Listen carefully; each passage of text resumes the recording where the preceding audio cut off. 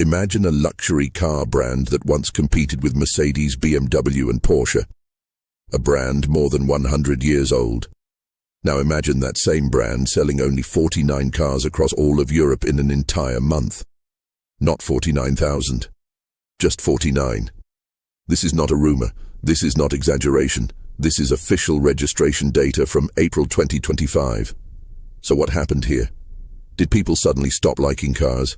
Did luxury buyers disappear overnight? Or did Jaguar make one of the most extreme strategic bets in modern automotive history? In this video, we are talking about the rise, fall, and risky reinvention of Jaguar, a company that chose to stop selling cars, erase its old identity, and bet everything on a future that has not arrived yet. This is a story about branding, business strategy, electric vehicles, and one crucial question. When does bold vision turn into dangerous risk? Let's start at the moment when the world started paying attention again. In November 2024, Jaguar released a 30-second advertisement. There were no cars in the video, no engines, no driving shots. Instead, viewers saw models dressed in bright, unconventional clothing, standing inside abstract geometric spaces. The screen displayed one phrase again and again: copy nothing. Within 48 hours, the video crossed more than 100 million views across social media platforms. From a marketing perspective, this was a massive success. Jaguar was trending again. People were talking. Memes were spreading. Reactions poured in from around the world. But then something interesting happened. Tesla CEO Elon Musk reacted to the campaign with a simple question: do you sell cars? That comment went viral not because it was funny, but because it expressed what millions of people genuinely felt. Jaguar had everyone's attention, but no one understood what Jaguar was actually offering. And 5 months later, real numbers arrived that made this confusion impossible to ignore. According to the European Automobile Manufacturers Association, Jaguar registered just 49 vehicles across Europe in April 2025. In April 2024, that number was 1,961. This represents a drop of nearly 98% in 1 year. This is where many people jump to the wrong conclusion. They assume Jaguar failed because of one advertisement. That is not true. The advertisement was a symptom, not the disease. To understand what really happened, we need to go back several years and look at Jaguar's business reality before the rebrand. By 2024, Jaguar was facing a serious structural problem. The brand was still selling cars, but it was barely making money. Jaguar Land Rover executives publicly acknowledged that Jaguar's existing models were generating very low profitability. In simple terms, Jaguar was working hard, but creating little value. The sales numbers tell the same story. In 2018, Jaguar sold more than 180,000 vehicles globally. By fiscal year 2024, that number had fallen to around 67,000. In the first half of fiscal 2025, sales declined even further. Jaguar accounted for less than 10% of Jaguar Land Rover's total volume. At the same time, something very important was happening inside the same company. Land Rover was thriving. The Defender alone sold more than 100,000 units. Range Rover models were commanding high prices and strong demand. Same parent company, same factories, same global economy. One brand was winning, the other was slowly fading. Jaguar's leadership reached a hard conclusion. Competing in the mid-luxury segment was no longer viable. Mercedes, BMW and Audi dominated that space with stronger brand loyalty, broader lineups and faster innovation. Jaguar was stuck in the middle, too expensive to be practical, not premium enough to be aspirational. In business, being stuck in the middle is often worse than being bad. So Jaguar made a radical decision. Instead of slowly declining, they would completely change their position in the market. Jaguar would exit the mid-luxury segment and relaunch as an ultra-luxury, all-electric brand. This strategy was called Reimagine. The idea was simple on paper: sell fewer cars, but sell them at much higher prices. Focus on exclusivity, design and brand value rather than volume. Compete with Bentley and Rolls-Royce, not BMW and Audi. This kind of strategy can work. Ultra-luxury brands survive on margins, not mass sales. But this strategy also carries enormous risk. And the risk does not come from the idea itself. It comes from how the transition is handled. In 2021, Jaguar announced that it would gradually discontinue its existing lineup and transition to fully electric vehicles. Over the next few years, models like the XE, XF, F-Type, E-Pace and I-Pace were phased out.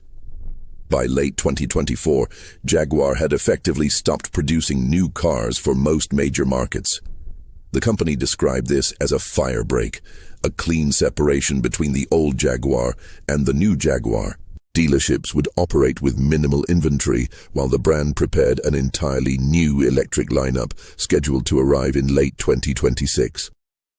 Jaguar argued that this pause was necessary.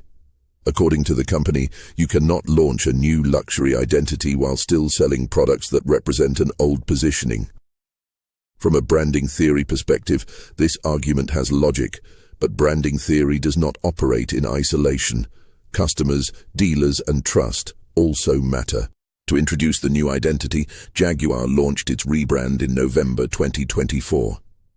The traditional leaping Jaguar logo was removed from primary branding. A new wordmark was introduced, new slogans followed, including Delete Ordinary and Copy Nothing. Jaguar explained that Copy Nothing was inspired by founder Sir William Lyons and represented creative independence. But again, the timing raised questions. Jaguar was asking customers to wait more than a year for new cars. Yet instead of showing what those cars could do, the brand chose abstract imagery and philosophy-driven messaging. This approach may work in fashion or art. In the automotive world, it creates uncertainty. In December 2024, Jaguar revealed the Type 00 concept at Miami Art Week. The design was bold and unconventional. Sharp lines, unusual proportions and bright colors signaled a complete break from the past. Jaguar emphasized that this was a concept, not a production car. It was meant to communicate direction, not final form. Reactions were mixed. Some praised the courage, others mocked the design. But the deeper issue remained unchanged. Customers still had no real product to evaluate. No test drives, no performance data, no independent reviews, only promises. By April 2025, when European registrations fell to 49 vehicles, Jaguar clarified that this result reflected the planned production wind-down. And that explanation is correct. You cannot sell cars that are not being made. But sales numbers still represent real-world consequences of strategic decisions. Other manufacturers facing the same electric transition chose different approaches. BMW continued selling combustion models while introducing electric alternatives. Mercedes integrated electric technology into familiar nameplates. Audi expanded electric offerings without abandoning its core lineup. These companies maintained continuity while transitioning. Jaguar chose disruption instead. The impact extended beyond sales. Jaguar announced plans to significantly reduce its dealer network in key markets. Leadership changes followed at the group level. Jaguar Land Rover remained financially strong overall, driven primarily by Land Rover. Jaguar's transformation, however, entered a period of reassessment rather than celebration. It is important to be precise here. Jaguar has not collapsed. Jaguar has not gone bankrupt. The brand is still alive, supported by Tata Motors. The new electric vehicles have not yet arrived. Any final judgment must wait until customers can evaluate real products. But even at this stage, certain risks are clear. First, the rebrand messaging risked alienating existing customers by rejecting the recent past instead of building on it. Second, Jaguar generated enormous attention without providing tangible proof, which is dangerous in high-value purchases. Third, by halting production completely, Jaguar removed its safety net. There was no gradual fallback if public reaction turned negative or timelines slipped. In 2024, nearly 2,000 Europeans chose Jaguar every month, despite its problems. In April 2025, that number was 49. These are not opinions. They are recorded outcomes. The cars launching in 2026 will decide whether this was necessary pain or avoidable damage. For every business, transformation carries risk. But transformation without continuity multiplies that risk. Courage and recklessness often look identical at the beginning. The difference only becomes clear later. Courage builds the future while respecting the past. Recklessness burns the past and hopes the future arrives in time. Jaguar chose to burn the bridge in late 2024. Now the only unanswered question is whether enough customers will still be waiting on the other side when the new Jaguars finally arrive. So what do you think? Was Jaguar's move a bold and necessary reset, or did the company sacrifice trust for attention too early? Write your opinion in the comments. And if you enjoy clear, evidence-based stories that break down real business decisions, you already know what to do next.